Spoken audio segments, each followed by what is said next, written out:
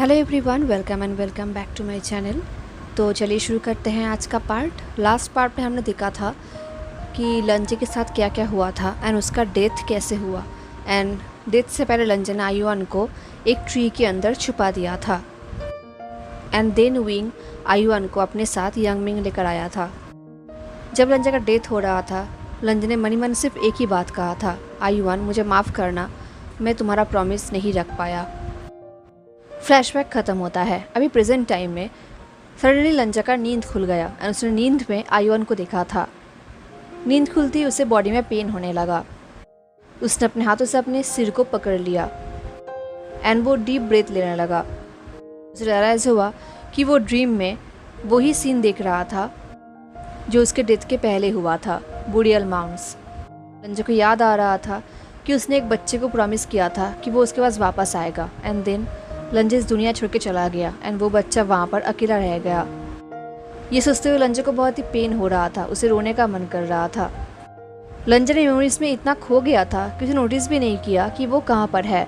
उसे बाद में रियलाइज़ हुआ कि वो कहाँ पर है एंड रियलाइज़ होती उसका हार्ट बीट फास्ट हो गया। वो पैनिक हो गया क्योंकि वो जिंगशी में था।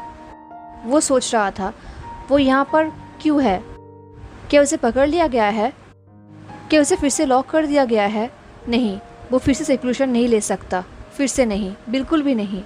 वो ये सोच ही रहा था तभी दरवाज़ा ओपन करके विंग घर के अंदर आया एंड लंजा को जगे हुए देख के विंग सरप्राइज्ड हो गया। उसने कहा, लंजा तुम फाइनली उठ गए, क्या तुम्हें अभी भी पेन हो रहा है?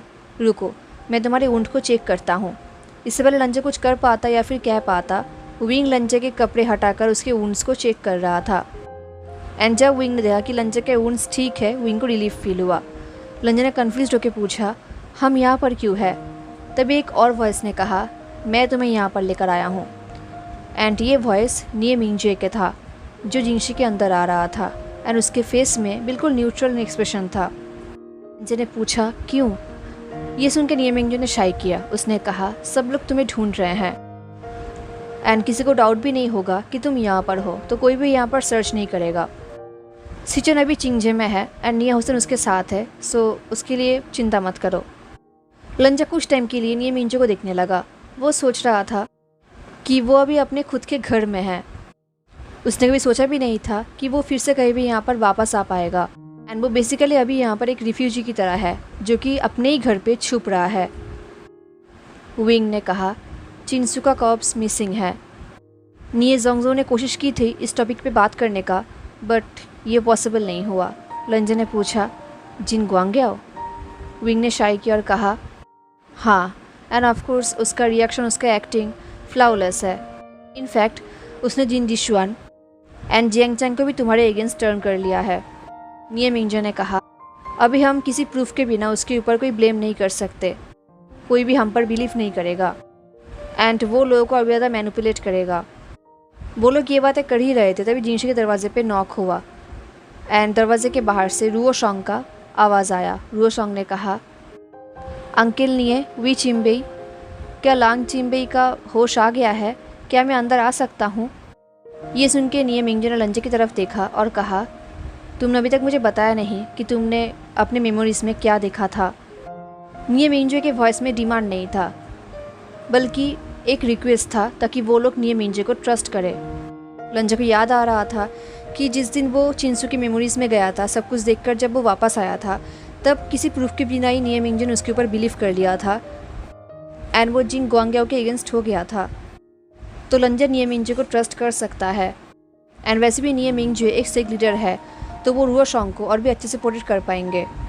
एंड वैसे भी रुओ शोंग ने एक बार कहा था कि लांग सिचन और निये मिंगजे उसे बहुत प्यार करते हैं एंड उसे बिल्कुल अपने नेफ्यू की तरह ट्रीट करते हैं। लंजा ये सोच ही रहा था तभी विंग ने लंजा से कहा, रुओ शोंग भी आंसर्स जानना चाहता है। उसने कहा था कि वो तुम्हारे होश आने तक वेट करेगा। वो सारी बातें तुमसे सुनना चाहता है। वो चाइल्ड तुम पर बहुत ट्रस्ट करता है लंजा। ये सुन के लंजा अंदर ही अंदर पैनिक हो उठा क्योंकि उसे समझ नहीं आ रहा था कि उसने जो कुछ भी देखा है वो उसके बारे में रुओ शोंग को क्लियरली कैसे बताएगा। एंड देन उसे रियलाइज़ हुआ कि रुओ शोंग उससे सुनना चाहता है। इसका मतलब रुओ शोंग सब कुछ सच सच जानना चाहता है। ये सुनकर लंजा ने शाई किया एंड विंग को दरवाज़ा ओपन करने की बोला। विंग ने दरवाज़ा ओपन किया एंड रुओसोंग दौड़ते हुए लंजे के पास आया। रुओसोंग ने विस्पर करते हुए कहा, मैंने आपको ब्लीडिंग करते हुए देखा एंड मुझे लगा कि मैं आपको भी खो दूंगा। तभी लंजे को याद आया कि लास्ट टाइम आयुवन ने क्या कहा था। आयुवन ने कहा था, बाबा आप मुझे छोड़ के नहीं जाओगे, राइट। रुओसोंग को देख के लंजे को आयुवन की याद आ रही थी।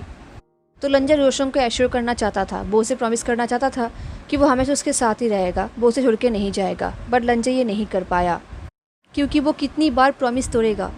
अब लंजा ये सब नहीं कर सकता, इसलिए लंजा ने भी प्रॉमिस नहीं किया।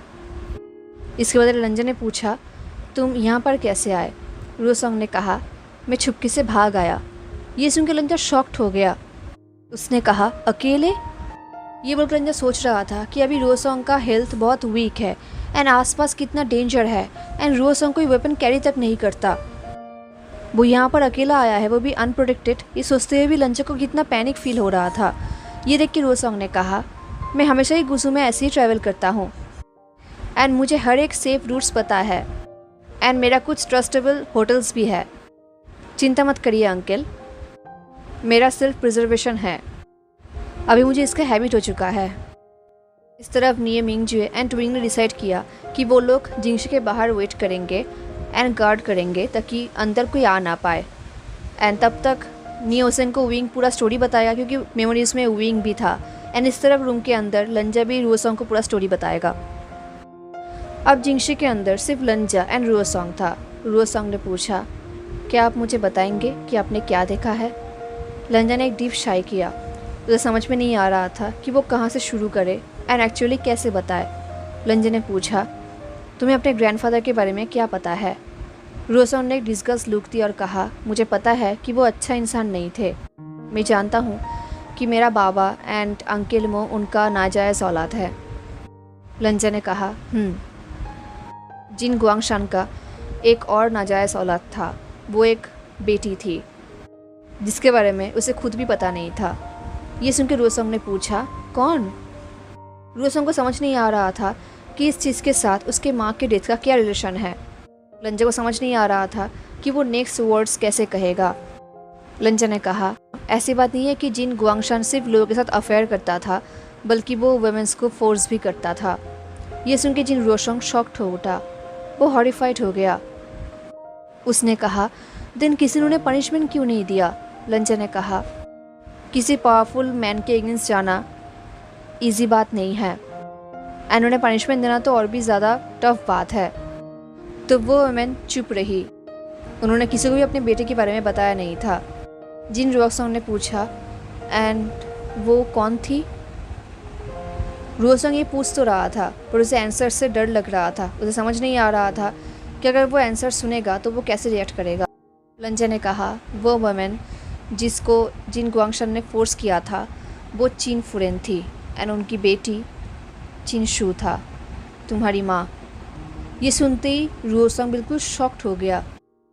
उसे पहले रियलाइज़ नहीं हुआ कि लंजा क्या कह रहा है, बट जब उसे रियलाइज़ हुआ उसका फेस बिल्कुल पेल हो गया। उसने एक डीप ब्रेथ लिया एंड अपने हाथों को अपने फेस में रखा। उसे बिलीव नहीं हो रहा था एंड लंजा पेशेंटली उसके बात करने का वेट करने लगा। कुछ टाइम बाद रुओसोंग ने टीयरी आइज से पूछा, कैसे, दिन मैं इस दुनिया में कैसे आया।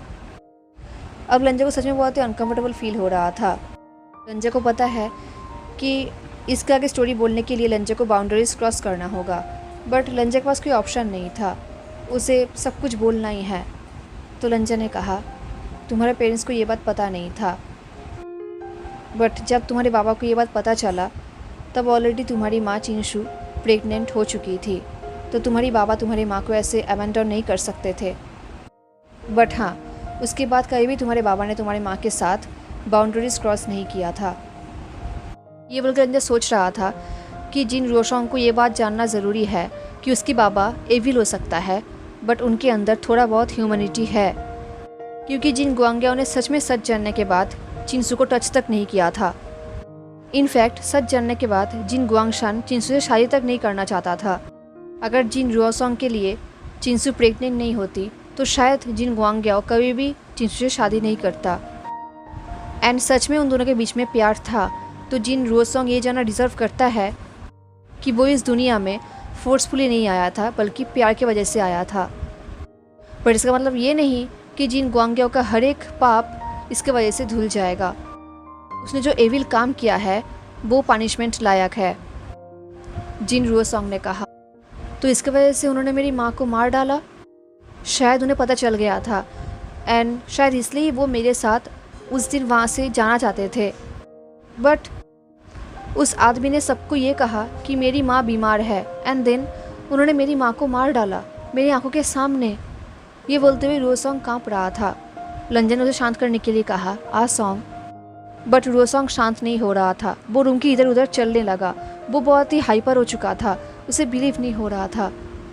रुओसोंग ने कहा एंड इसके वजह से उन्होंने मुझे भी मारने की कोशिश की थी। क्या आप जानते हैं कि लास्ट टाइम मेरे माँ ने मुझसे क्या कहा था? उन्होंने कहा था कि कहीं भी अपने बाबा के ऊपर ट्रस्ट मत करना। मैं अपनी पूरी ज़िंदगी अपने बाबा से डरे हुए जी रहा हूँ, जस्ट बिकॉज उन्होंने ये मिस्टेक किया था। इसमें मेरा क्या फ़ॉल्ट है? लंजा ने कहा, तुम्हारा कोई फ़ॉल्ट नहीं है। रुओसोंग ने कहा, एंड अंकल मो, उन्हें भी पता चल गया था, एंड देन उन्होंने मुझे प्रोटेक्ट करने के लिए अपने आप को सेक्रीफाइस कर दिया। ये सुनकर लंजा शॉक्ड हो गया। उसने कहा, क्या? ये सुनकर लंजा सोच रहा था, क्या मोशान उन्होंने रिवेंज के लिए सेक्रीफाइस नहीं किया था? रुओसोंग ने एक डीप ब्रेथ ली और कहा, आपको याद है मैंने आपसे कहा था कि जब अंकल मो को लानली से निकाल दिया गया था उसके बाद मैं उनसे नहीं मिला था? मैंने झूठ कहा था। मैं उनसे एक बार मिला था, एंड अंकल ने मुझे वही बात बताया था जो मेरी माँ ने कहा था। उन्होंने भी कहा था कि मेरे बाबा के ऊपर मैं ट्रस्ट ना करूं, एंड देन उन्होंने मुझे कहा था कि वो एक रास्ता ज़रूर ढूंढेंगे सब कुछ ठीक करने के लिए। उन्होंने कहा था कि कोई है जो मेरे बाबा के प्लान को एक्सपोज करना चाहता है, एंड मेरा अंकल उन्हें हेल्प करने वाला है। एंड तब मुझे पता नहीं था कि उनका हेल्प का मतलब वो खुद सेक्रीफाइस करने वाले हैं, एंड जब मुझे पता चला तब बहुत लेट हो चुका था। ये सुनकर लंजन ने एक डीप ब्रेथ लिया। उसके लिए इन्फॉर्मेशन बहुत ही न्यू था। लंजन को रियलाइज़ हो रहा था कि जिस किसी ने भी मो विलेज में उस हाथ को छोड़ा था उस इंसान को मो शाइनो जानता था, एंड उसने ही उसे हेल्प किया था। सोच रहा था कि वो इंसान जो कोई भी है उसने मो शाइनो को अलाउ किया रिवर्थ एरे यूज़ करके सेक्रीफाइस करने के लिए। अभी के लिए वो इंसान उन लोगों के लिए एनिमी तो नहीं है, बट स्टिल वो इंसान डेंजरस है। बट उसके साथ लंजा बाद में डील करेगा। अभी के लिए लंजा को ये प्रॉब्लम सॉल्व करना है। सबसे पहले लंजा को इस बच्चे के ऊपर फोकस करना है। तो लंजा ने कहा, चाहे जो कुछ भी हो जाए हम तुम्हें प्रोटेक्ट करेंगे। आ सॉन्ग, तुम्हारे बाबा के क्राइम्स तुम्हारे नहीं हैं।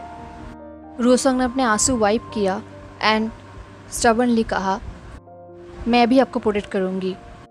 मैं अपने बाबा को जिन ग्वांग्या को आपको यूज़ करने नहीं दूंगा।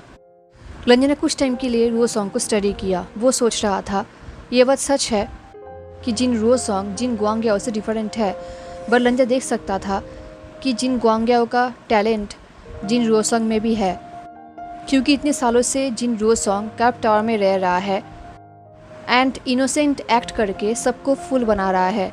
किसी को उस पर डाउट भी नहीं हो रहा कि उसे सब कुछ सच सच पता है अपने बाबा के बारे में, एंड वो अपने बाबा से डरता है, एंड वो सिंगल हैंडेडली अपने आप को इतने सालों से प्रोटेक्ट किए जा रहा है। सच में जिन रुओसोंग बहुत ही ब्रेव है। ये सोचते हुए लंजा का दिल टूट रहा था कि जिन रुओसोंग को एक ऐसे घर में बड़ा होना पड़ रहा है जिस घर में उसका डेथ थ्रेट है। वो अपने ही घर पे सेफ नहीं है। लंजा को समझ आ रहा था कि जिन रुओसोंग क्यों बार बार लोटस पियर या फिर गुसू जाता है या फिर नियक्लैंड जाता है, क्योंकि उसे उन जगहों पर सेफ फील होता है अपने दोस्तों के साथ। लंजा ने कहा, मुझे प्रोटेक्ट करना तुम्हारा ड्यूटी नहीं है। ये बोलते हुए लंजा सोच रहा था कि वो चाहता है कि अभी ये बच्चा एक नॉर्मल चाइल्डहुड जिए, ना कि इन सारे मेस में पड़े। बट जिन रुओसोंग ने कहा, मैं फिर भी ऐसा करूँगा। अब लंजा को समझ आ रहा था कि मोशानो जिन रुओसोंग से इतना प्यार क्यों करता था कि उसने अपने आप को ही सेक्रीफाइस कर लिया। लंजा ने साइलेंटली वो किया और प्रॉमिस किया कि वो चिनशू एंड मोशानो का डेथ ऐसे विफल में नहीं जाने देगा। जिन ग्वांग्याओं को अपने क्राइम्स के लिए पे करना ही होगा एंड रुओसोंग को अपना जस्टिस मिलेगा। दिन उस रात रुओसोंग गेस्ट डॉर्मिटरीज में सो गया। लान जिंगे यहाँ पर नहीं है, बट स्टिल किसी ने भी ये डाउट नहीं किया कि रुओसोंग रात को यहाँ पर रुक क्यों रहा है। इस तरफ निये मिंगजुए, लान हुइन एंड कुछ ला लैंडर्स के साथ मीटिंग्स में हैं एंड वो उन्हें एक्सप्लेन कर रहे हैं कि आज लान सीजन यहाँ पर क्यों एब्सेंट है। वो सबको ये भी एश्योर कर रहे हैं कि वो लोग हंटिंग डाउन हेयो लांग मिशन में कितना प्रोग्रेस कर चुके हैं, क्योंकि सबको पता है कि निये मिंगजुए कभी भी लान वांग जी को प्रोटेक्ट नहीं करेगा, तो किसी को भी निये मिंगजुए के ऊपर डाउट नहीं होगा। अब लंजा जिंगशी में अकेला था, जिंगशी के बीचों बीच खड़ा था अपने हाथ में बीचेन लेके एंड बीचेन को बार बार टेस्ट कर रहा था। जो तलवार एक टाइम में लंजे के लिए तीसरी हाथ था, आज वो लंजे के लिए बहुत ही फॉरेन है। तभी जिंगशी में विंग आया। विंग ने पूछा रुओसोंग ने कैसे रिएक्ट किया। लंजा ने विंग की तरफ टर्न भी नहीं किया। लंजा ने कहा वो एक स्ट्रॉन्ग चाइल्ड है। देन लंजा ने विंग को बीचेन दिया और कहा इसे अनसील करो। विंग ने कोशिश किया बट बीचेन सील्ड ही रहा। विंग ने कहा मैंने सुना है कि सच में इसने अपने आप को सील्ड कर लिया है एंड आई डोंट थिंक जिंग गुआंगेव इसके बारे में झूठ बोलने की कोशिश भी करेगा। ये सुन के लंजा ने नोट किया।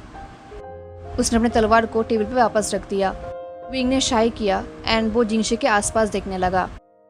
विंग गुस्सू में बहुत टाइम स्पेंड कर चुका है, वो बहुत बार गुस्सू आ चुका है, बट ये फर्स्ट टाइम था जब विंग जिंगशी को अंदर से देख रहा था, लंजे के घर को। क्योंकि लंजे के जाने के बाद विंग ने हिम्मत भी नहीं किया था लंजे के घर के अंदर आने का। अगर वो चाहता तो वो आ पाता, बट लंजे के बिना लंजे का जिंगशी नहीं है। तो आज विंग जिंगशी को ठीक से देख रहा था। देन विंग ने कहा लंजा, सबको पता है कि तुम कौन हो, बट पहले सिर्फ मुझे एंड सीजे को पता था कि तुम कौन हो। ये बोल के विंग ने शाई किया एंड अपने हेड को शेक किया। लंजा ने कहा रुओसोंग को भी पता था, बट वेट, तुम्हारे सीजे? विंग ने हंसते हुए कहा मैंने उन्हें नहीं बताया था, बट वो इमीडिएटली समझ गई थी। उन्होंने मुझे कहा था कि जिस दिन हम दफन माउंटेन से वापस आए थे वो उसी दिन समझ गई थी कि तुम कौन हो। ये सुनकर लंजा कन्फ्यूज्ड हो गया। लंजा ने कहा बट मैंने उन्हें बताया था। विंग ने कहा तूने बताया था? कब? लंजा ने कहा तंजो मिशन के बाद।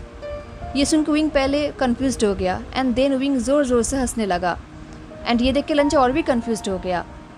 विंग ने कहा ओके लेट मी गेस, सीजे ने तुम्हें ऐसे प्रेजेंट किया जैसे कि वो सरप्राइज्ड है कि तुम मोशन और नहीं लांग वांग जी हो, है ना?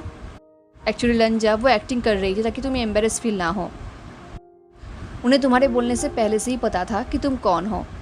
ये सुनकर लंजा सोच रहा था कि सीजे को सच बोलने के बाद लंजा को अपने आप को प्राउड फील हो रहा था कि उन्होंने किसी को सच बताया है, बट नहीं, ये भी फेक ही था। क्या सारे एल्डर सिबलिंग्स ऐसे ही होते हैं? विंग ने कहा कुछ साल पहले मैंने एक मेडिकल ट्रीटमेंट सीखा था एंड उसे सीखते ही मैं एक्साइटेडली मैंने सीजे के पास गया एंड उन्हें वो टेक्निक सिखाने एंड वो मुझे ऐसे इनकरेज कर रही थी जैसे कि वो सच में मुझसे ये सीख रही है। देन कुछ महीने बाद मुझे पता चला कि सीजे को वो टेक्निक पहले से ही आता है, इनफैक्ट और भी अच्छे से आता है। ये बोलते हुए विंग ने स्माइल किया एंड अपने हेड को शेक किया। विंग ने कहा वो अभी भी ऐसे ही बिहेव करती है क्योंकि उन्हें पता है कि मुझे टीचिंग करना कितना अच्छा लगता है। ये सुनकर लंजा सोच रहा था कि जियान यार्ली उसके साथ भी वैसा ही बिहेव कर रही थी जैसे वो अपने भाइयों के साथ किया करती है। ये सोचते हुए लंजा को इतना हैप्पी फील हो रहा था कि लंजा बोल भी नहीं सकता। इससे यही प्रूफ होता है कि सीजे भी लंजा को एज अ फैमिली मेम्बर ही मानती है एंड ये लंजा के लिए बहुत ही इंपॉर्टेंट है क्योंकि विंग के साथ कुछ करने से पहले, आगे बढ़ने से पहले उसे सीजे का अप्रूवल चाहिए। अगर सीजे सच में लंजा को फैमिली पार्ट मानती है देन इसका मतलब सीजे का अप्रूवल है। लंजा सोच रहा था कि जियान यार्ली उसके बाकी दो बहनों से बहुत ही अलग है। लान मेलिन जो लंजा से बहुत प्यार करती थी एंड वो उसे टीस किया करती थी। इस तरह वेनचिंग जो लंजा से बहुत प्यार करती है बट उसका प्यार उसके फियर्स पॉजिटिवनेस के पीछे छुपी रहती है। बट जियान यार्ली जिसका लव बहुत ही जेंटल एंड क्वाइट है। बट लंजा को याद है कि कैसे उन्होंने फिनिक्स माउंटेन में लंजा के लिए डिफेंड किया था। लंजा सोच रहा था काश एक दिन वो सीजे को अपना सीजे बुला पाए। जियान यार्ली की याद आते ही लंजा को ज़ेबोचुन की याद आ रही थी क्योंकि वो भी जियान यार्ली की तरह ही है एंड उनका याद आते ही लंजा को अंदर अंदर पेन होने लगा। उसे याद आ रहा था कि कैसे ज़ेबोचुन ने अंकल को कन्विंस किया था ताकि अंकल उन रैबिट्स को गुस्सू में रखने दे एंड देन जब भी कोई डेंजर लंजा के पास आता था ज़ेबोचुन लंजा को सील्ड कर देते थे अपने आप से ताकि कोई भी डेंजर लंजा के पास तक ना आ सके। एंड सिर्फ वही समझ गए थे कि लंजा विंग से कितना प्यार करते हैं। अपने भाई से लंचा कितना क्लोज था, बट अब वो दोनों इतना दूर है कि शायद ही वो लोग कभी क्लोज आ सकते हैं। ये सोचते हुए लंचा को अंदर अंदर बहुत ही पेन हो रहा था। तभी विंग ने कहा लंचा, एंड लंचा अपने थॉट से बाहर आया। विंग ने कहा तुम ठीक तो हो ना, तुम्हें देख के लग रहा है कि तुम स्पेस आउट हो गए हो। लंचा ने कहा मैं ठीक हूँ। अब हमारा नेक्स्ट स्टेप क्या होगा? तभी विंग ने कहा तुम्हें अपना प्रॉमिस याद है ना जो तुमने कहा था? तभी लंचा को याद आया कि लंचा ने विंग से प्रॉमिस किया था कि वो विंग के साथ गुस्सू आना चाहता है, एंड उसके लिए एक कंडीशन है। लंचा विंग को कुछ दिखाना चाहता है। लंचा विंग को अपने माँ से मिलवाना चाहता है। यही याद आते ही लंचा ने एक सॉफ्ट स्माइल किया। लंचा को रियलाइज़ हुआ कि अभी ऑलमोस्ट 9 बज चुका है एंड कर्फ्यू स्टार्ट हो गया है, तो अभी शायद सब लोग सो रहे होंगे। तो अभी अगर वो लोग जंक्शन हाउस में गए तो कोई भी उन्हें नहीं रोकेगा। तो लंचा ने सॉफ्टली कहा मेरे साथ आओ। देन लंचा विंग को अपने माँ के घर पे लेकर गया। अभी वो लोग जंक्शन हाउस में थे। जंक्शन हाउस के सामने लंचा डोर के सामने घुटनों पे बैठ गया, एंड विंग ने भी सेम किया। लंचा को याद आ रहा था कि जब भी उसे नींद नहीं आती थी वो यहाँ पर आया करता था। लंचा ने सॉफ्टली कहा माँ, मैं वापस आ गया। आई एम सॉरी कि मैं इतने दूर था इतने टाइम से। तभी विंग ने कहा ये तुम्हारी माँ का घर है? लंचा ने नोट किया एंड क्लोज डोर की तरफ देखा। लंचा ने कहा गुस्सू में उनका लाइफ हैप्पी नहीं था। मेरे पेरेंट्स का आइडियल मैरिज नहीं हुआ था। देन लंचा ने विंग को अपने पेरेंट्स की स्टोरी बोलना शुरू किया। जब विंग को पता चला कि लंचा एंड जेवोचुन अपनी माँ से महीने में एक बार मिलते थे, विंग शॉक्ड हो गया। उसने कहा महीने में एक बार? लंचा ने कहा विंग ने पूछा तो इसलिए तुम यहाँ के रूल्स को इतने स्ट्रिक्टली फॉलो करते थे क्योंकि तुम्हें ये डर था ताकि तुम अपने पेरेंट्स की तरह ना बन जाओ? लंचा ने कहा ये वन ऑफ द रीज़न है, बट कंप्लीट रीज़न नहीं है। मैं जब भी उन्हें मिस करता था मैं यहाँ पर आया करता था, बट मेरे सेक्ट से अलग होने के बाद मुझे ऐसा फील हो रहा था जैसे कि मैं अपने माँ के और भी करीब आ गई हूँ। ये सुन के विंग ने कुछ टाइम के लिए लंचा के फेस को स्टडी किया। ये देख के लंचा ने पूछा क्या बात है? विंग ने कहा जब से तुम वापस आए हो तुम बहुत ही डिफरेंट बिहेव कर रहे हो। लंचा ने पूछा एंड वो कैसे? विंग ने कहा तुम और भी ज़्यादा ओपन हो गए हो। ये सुन के लंचा ने स्माइल किया, एंड ये देख के विंग को रियलाइज़ हुआ कि जब से लंचा वापस आया है वो सिर्फ ओपन ही नहीं हुआ है बल्कि वो स्माइल भी बहुत कर रहा है। लंचा ने कहा जब मेरे तांग जी ने मुझे लास्ट लेटर भेजा था उन्होंने मुझसे प्रॉमिस करवाया था ताकि मैं साइलेंट ना रहूं एंड मैं खुलकर बात करूं। मैं बस उनके रिक्वेस्ट को ऑनर कर रहा हूं। ये सुन के विंग ने कुछ भी नहीं कहा। वो फिर से लंचा को एक अनरीडेबल एक्सप्रेशन से देखने लगा। लंचा ने पूछा अब क्या? विंग ने कहा कुछ नहीं, आई एम ग्लैड कि तुम उनके वर्ड्स को फॉलो कर रहे हो। And then wing junction house को देखने लगा एंड इमेजिन करने लगा कि टाइनी लांगवांग जी डोर के सामने घुटने में बैठा हुआ है एंड अपने माँ के लिए वेट कर रहा है। विंग सोच रहा था उसके जीजी ने बहुत सफ़र किया है, बट अब और नहीं। जब तक विंग जिंदा है लंचा को लव के लिए कहीं भी वेट नहीं करना पड़ेगा। ये प्रॉमिस विंग खुद से करता है। कुछ टाइम बाद वो दोनों फाइनली खड़े हुए एंड जिंगशी में वापस आने लगे। जब वो लोग वापस आ रहे थे वो लोग एंसेस्टर हॉल को क्रॉस कर रहे थे एंड सडनली लंचा वहाँ पर फ्रीज हो गया एंड वह एंसेस्टर हॉल को देखने लगा। ये देख के विंग ने शाई किया और कहा लंचा। लंचा ने कुछ कहा नहीं, बट विंग समझ गया कि लंचा क्या सोच रहा है। तो विंग ने जेंटली कहा अभी इस वक्त इस हॉल को कोई गार्ड नहीं दे रहा होगा, तो अभी हम अंदर जा सकते हैं एंड तुम्हारे अंकल एंड पेरेंट्स के टैबलेट को रिस्पेक्ट कर सकते हैं अगर तुम चाहो तो। लंचा कुछ टाइम के लिए वहाँ पर ही खड़ा था। वो श्योर नहीं था कि उसे क्या करना चाहिए। लेकिन उसने अपने आंखें बंद किया एंड तब उसे फील हो रहा था जैसे कि उसके अंकल के हाथ उसके चीक पे है एंड अंकल उससे माफ़ी मांग रहे हैं जैसा उन्होंने लास्ट टाइम किया था। तो लंचा को अंकल के सामने जाना होगा एंड उन्हें रिस्पेक्ट पे करना होगा। तो लंचा ने कहा चलो। दिन वो लोग एंसेस्टर हॉल में गए। वो लोग वहाँ पर ही गए जहाँ पर लंचा के पेरेंट्स एंड अंकल का टैबलेट है। लंचा एंड विंग ने फ्रेश इंसेंस जलाया एंड देन वो लोग उन टैबलेट्स को वो करने लगे। उन लोगों ने ऑलमोस्ट 2 बार वो कर लिया था। दिन उन दोनों के दिमाग में आ रहा था कि अगर उन लोगों ने एक और बार वो किया तो उन लोगों का शादी हो जाएगा। उन दोनों के दिमाग में ये बात आया था, बट किसी ने भी कुछ भी नहीं कहा। लंजे ने मन ही मन में कहा, अंकल आई एम सॉरी, मुझे आप पर ट्रस्ट करना चाहिए था, मुझे आपको सच पहले ही बोल देना चाहिए था। अगर मैं ऐसा करता तो शायद आज भी आप हमारे साथ होते। आपका डेथ मेरे वजह से हुआ है, इसके लिए मैं अपने को कभी भी माफ़ नहीं कर सकता। मेरे अंदर से ये गिल्ट कभी भी नहीं जाएगा, बट मैं स्टिल होप करता हूँ कि आप मुझे माफ़ कर देंगे। I miss you uncle. लंजे ये मन ही मन में बोल रहा था, बस शायद विंग ने लंजे के मन को पढ़ लिया था। तो विंग ने कहा, ये तुम्हारा फॉल्ट नहीं था। लंजे ने कहा, तुम्हें ये नहीं पता।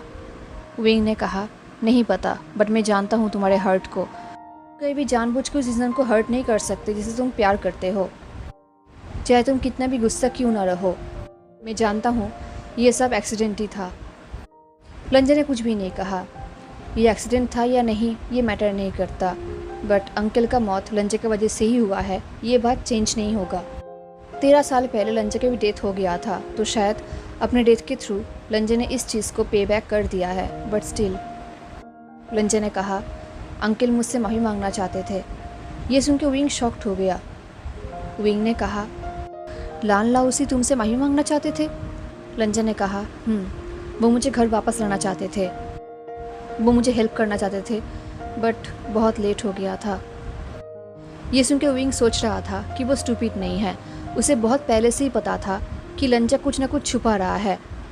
लंजे के पास अपनी लाइफ का कोई ना कोई सीक्रेट तो ज़रूर है, एंड शायद जिसकी वजह से लंजा का डेथ हुआ था, एंड शायद वो सीक्रेट लान कुरेन को पता चल गया था, एंड शायद दैट्स वाई वो अपने नेफ्यू के पास आए थे उन्हें बचाने के लिए, हर एक रूल तोड़ के, एंड शायद इसलिए वो अपने नेफ्यू से माफ़ी मांगना चाहते थे।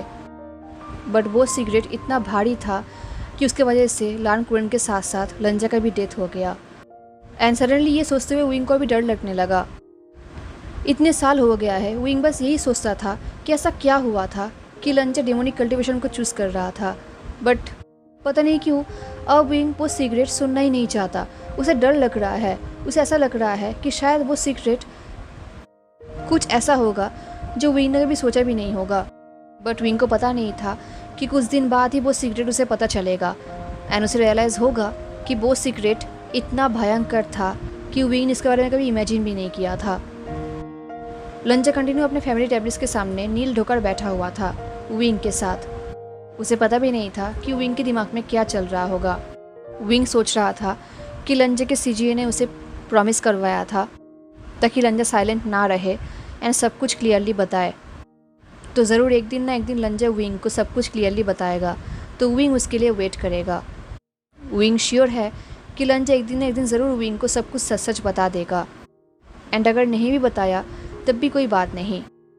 विंग लंजा के ऊपर ट्रस्ट करता है, चाहे सच कुछ भी क्यों ना हो, लंजा के लिए विंग का प्यार कहीं भी कम नहीं होगा।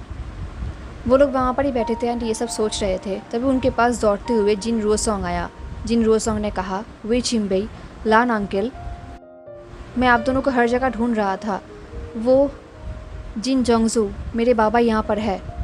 ये सुनते ही लंजा एंड विंग शॉक्ड हो गए एंड एक दूसरे की तरफ देखने लगे। उन लोगों ने जिन रुओसोंग को याशे की तरफ फॉलो किया। दिन वो लोग याशे के विंडो के नीचे छुप गए एंड छुप कर अंदर की बातें सुनने लगे। अंदर नियमिंगजे, लान हुईन एंड जिन गुआंग्याओ था। नियमिंगजे एंड लान हुईन टेबल की इस पार थे, तो उस बार जिन गुआंग्याओ बैठा हुआ था। लान हुईन ने कहा, उस कर्स्ड डैगर के मामले में बहुत सारे क्वेश्चंस आए हैं लोगों के मन में। जब तक हमें तुम्हारे सीक्रेट रूम पे छुपे हुए हर एक चीज़ों के बारे में डिटेल्स पता नहीं होता, तब तक तुम लान सेठ को अपने आप से दूर ही रखो, यही अच्छा होगा। येसु के मेंग्याओ ने सिर्फ नोट किया, कुछ कहा नहीं। दिन कुछ टाइम बाद मेंग्याओ ने जेन्युइनली डिस्ट्रेस्ड होकर पूछा, अर्गा कैसे हैं? ये सुनते नियमिंजो को बहुत ही गुस्सा आ गया, बट फिर भी उन्होंने कहा, अगर तुम उनको लेकर इतना केयर करते देन तुम उस दिन वांगजी को लेकर ये सब मैटर खड़ा नहीं करते। मेंग्याओ ने सॉफ्टली कहा, आई एम सॉरी, बट जब मुझे रियलाइज़ हुआ कि वो वांगजी है एंड वांगजी वापस आ गया है, मैं डर गया था क्योंकि अर्गा अभी भी रिकवर कर रहे हैं एंड वांगजी बिल्कुल उनके सामने था। मुझे वो दिन याद आ रहा था जिस दिन नाइटलेस सिटी में वांग जी की वजह से अर्गा, जिस दिन हमने उन्हें ऑलमोस्ट खो दिया था। ये बोल के मिंग्याओ ने एक डीप ब्रेथ लिया एंड उसके आंखों से आंसू निकलने लगा। इस तरफ विंडो के नीचे लंजा को इतना गुस्सा आ रहा था कि वो कह नहीं सकता था। लंजा को शांत करने के लिए एक हाथ रुओसोंग ने पकड़ा था तो दूसरा हाथ विंग ने, एंड वो दोनों ही विंडो के नीचे से जिन गुआंगयाओ की तरफ ग्लेयर कर रहे थे। इनफैक्ट ये मिंगजी भी कुछ कहना चाहते थे पर उन्होंने कुछ कहा नहीं क्योंकि लान हुइन ने उन्हें रोक दिया एंड उन्होंने एक क्लेवर स्माइल किया। लान हुइन ने कहा, thank you for your support Jin Jongjo. आप चिंता मत करिए, लान सेठ कहीं भी ऐसे एविल पावर को सपोर्ट नहीं करेगा। एंड आई एम श्योर आज आप यहाँ पर आए हैं हमें किसी चीज़ के बारे में वार्न करने के लिए, राइट? जिन गुआंगयाओ ने कहा, हाँ ऑफ कोर्स, मुझे लान सेठ के ऊपर फुल फेथ है, मुझे कोई डाउट नहीं है, बट बुरियल माउंट्स में कुछ हो रहा है एंड जिसकी वजह से मैं हर एक सेठ को इसके बारे में नोटिस भेज रहा हूँ। दिन जिन गुआंगयाओ वो सब कुछ कहने लगा जो हुआ ही नहीं एंड वो हर एक चीज़ के लिए लांगवांग जी को ही ब्लेम करने लगा। दिन मिंग्याओ ने कहा, मुझे कप टावर में कुछ प्रॉब्लम सॉल्व करना है, क्या दागा आप मुझे ज्वाइन करेंगे? ये सुन के नीमिंगजू ने एक शाई किया एंड लान हुइन की तरफ देखा। जब जिन गुआंगयाओ वहाँ से चला गया, लान हुइन ने वो विंडो ओपन किया जहाँ पर विंग, लंजा एंड रुओसोंग छुपे हुए थे। उन्होंने कहा, अंदर आओ। रुओसोंग एंड लंजा तो दरवाजे से अंदर आए बट विंग ने विंडो से ही जंप किया एंड वो अंदर आ गया। उन लोगों ने दरवाज़ा बंद किया एंड देन वो लोग रूम के अंदर बातें करने लगे। नीमिंगजू ने कहा, मुझे जिन गुआंगयाओ के साथ कर्ब टावर में जाना होगा, मैं देखना चाहता हूँ कि वो क्या प्लानिंग कर रहा है एंड मुझे नहीं लगता कि उसे मुझ पर डाउट है। रुओसोंग ने कहा, बट अपना गुस्सा अपने काबू में ही रखना। हाँ, ये बोलते हुए रुओसोंग लंजा के पीछे छुप गया क्योंकि नीमिंगजू उस तरफ ग्लेयर कर रहा था। लान हुइन ने कहा, मैं अपने इल्लर से बात करूँगी एंड उन्हें बता दूँगी कि वो लोग बुरियल माउंट्स के मैटर से दूरी रहे, इंटरफेयर ना करे। एंड वी विशियन, तुम ज़रूर वांग जी के साथ ये लिंक जाओगे, है ना? विंग ने कहा, ऑफ कोर्स। दिन उन लोगों ने सब कुछ प्लानिंग किया एंड डिसाइड किया। अब लंजा एंड विंग ये लिंक के लिए निकलने वाले थे। जाने से पहले लंजा ने रुओसोंग की तरफ देखा और कहा, यहाँ पर ही रहो, तुम सेफ रहोगे। रुओसोंग ने कहा, मैं यहाँ पर रहूँगा बट इसके लिए आपको प्रॉमिस करना होगा कि आप केयरफुल रहेंगे। ये बोल के रुओसोंग ने लंजा को हक कर लिया एंड लंजा रुओसोंग के हेड को पैटिंग करने लगा। ये देख के विंग ने कहा, मुझे बिलीव नहीं हो रहा कि तुम बच्चों के बीच में इतना पॉपुलर हो। ये सुन के लंजा ने शाई किया। उसे याद आ गया कि जिस दिन आयुन ने लंजा को पहली बार देखा था वो कितना डर गया था। दिन जाने से पहले विंग ने कहा, इससे पहले हम यहाँ से निकले मैं तुम्हें कुछ दिखाना चाहता हूँ। ये बोल के विंग लंजा को बैक माउंटेन्स में लेकर आया। ये वही जगह था जहाँ पर लंजा अपने रैबिट्स को रखा करता था एंड जैसे लंजा वहाँ पर गया उसे वहाँ पर बहुत सारे रैबिट्स दिखे एंड कुछ रैबिट्स तो दौड़ के लंजे के पास ही आ गए बिना डरे। इनफैक्ट वो रैबिट्स विंग से डर रहे थे। ये देख के विंग ने पाउट किया। लंजा उन रैबिट्स के ऊपर अपने हाथ को फेरने लगा। लंजा सोच रहा था कि बुरियल माउंट से भी उनके साथ रैबिट्स था जिन्हें विंग लेकर आया था। पता नहीं आज वो रैबिट्स जिंदा है भी या नहीं। लंजा यही होप कर रहा था कि वो रैबिट्स वहाँ से भाग गए होंगे। अब लंजा एंड विंग ने ये लिंक की तरफ जर्नी शुरू किया। वो दोनों चल तो रहे थे बट उन्हें दूर से कोई फॉलो कर रहा था। तभी कुछ टाइम बाद विंग ने फाइनली हंसते हुए कहा, वेनचिंग, तुम्हें छुप के फॉलो करने की ज़रूरत नहीं है। ये सुन के फाइनली वेनचिंग उनके सामने आए एंड वो लोगों के साथ ही चलने लगा। वेनचिंग जो उन्हें गुस्से से फॉलो कर रहा था। वेनचिंग ने कहा, हुइन तुम्हारे लिए वरीड है तो मैंने उसे प्रॉमिस किया है कि मैं तुम दोनों के ऊपर नज़र रखूँगा। ये बोलने के बाद वेनचिंग ने लंजा को विस्पर करते हुए कहा, मैं तुम दोनों को प्राइवेसी देना चाहती थी बट तुम एक इडियट से प्यार करते हो। ये सुन के लंजा ने वेनचिंग को एक एनॉयड लुक दिया। तभी विंग ने पूछा, लंजा तुम्हें अपने ऊन से दर्द नहीं हो रहा है, राइट? आई मीन तुम इतना वॉक कर रहे हो। काश अभी हमारे साथ लिटिल एप्पल होता बट अभी वो यंग मैंग में है। तभी लंजा ने कहा, नहीं मैं ठीक हूँ, कोई दर्द नहीं हो रहा। ये सब सुन के वेनचिंग ने आईरोल करते हुए कहा, ऑफ कोर्स नहीं होगा, देखना पड़ेगा ना कि तुम्हें ट्रीट किसने किया है। ये सुन के लंजा शॉक्ड हो गया। उसने कहा, निये जोंगजो ने तुम्हें गुस्से में अलाउ किया? वेनचिंग ने कहा, आई एम श्योर वो नहीं करना चाहते थे बट जेवोजुन के एब्सेंस में लान हुइन सेक लीडर है तो उसने मुझे अलाउ किया। ये सुन के लंजन ने शाई किया एंड फाइनली चलते चलते वो लोग यीलिंग के बुडियल माउंट्स पहुंच गए। हेलो एवरीवन, तो कैसा लगा आपका आज का पार्ट? क्या लगता है आपको इसके आगे क्या होने वाला है? ज़रूर बताना हाँ। एंड मिलते हैं नेक्स्ट पार्ट में, तब तक के लिए चलो take care, stay safe, bye.